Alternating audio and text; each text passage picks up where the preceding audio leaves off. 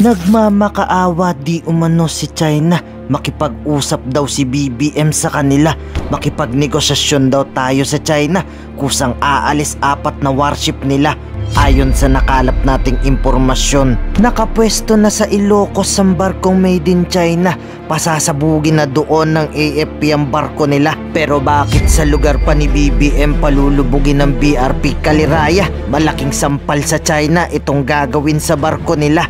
Ang eksena, kunwaring pumapasok dito ang barko. Itong barko na made in China. Tapos sabay ng Amerika at Pilipinas na pasasabugin.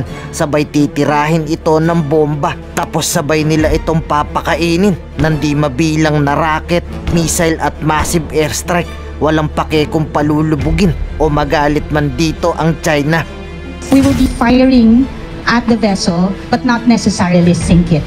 So just simulations po of actual events that gonna come in. Pero sabi ng AFP, hindi daw ito nakatuon sa China. Itong gagawin pagpapalubog sa lumang barko na sinasabi ng Beijing. Nagkataon lang daw kasing matanda ng BRP Kaliraya. Panahon na para i-dispatcha. Hindi matatakot kung gawa pa yan sa China, sabi ng AFP. It is not directed to any particular country.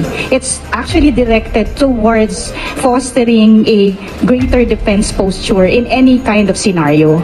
So it just so happened that there is really no correlation as to the source of the ship.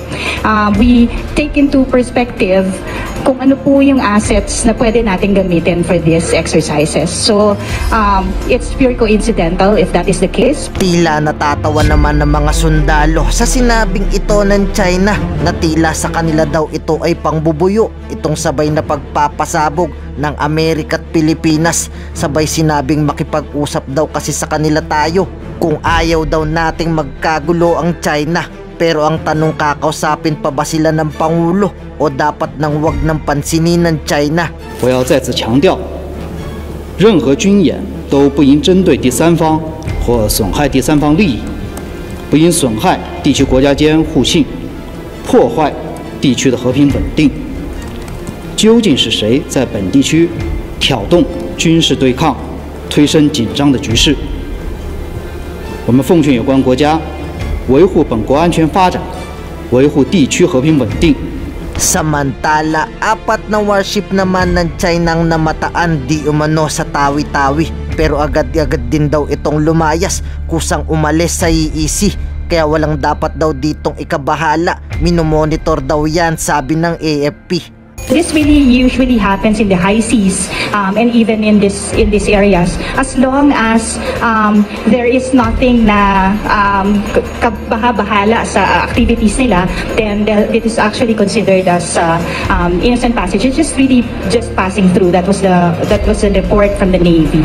We do not want to raise any cause of alarm for sa ating mga kababayan. Kaya nga po monitored natin to. Ngayon ikaw bilang Pilipino, ano ang masasabi mo at reaksyon sa balitang ito? Mag-iwan ka ng komento sa ibaba at atin pong babasahin isa-isa.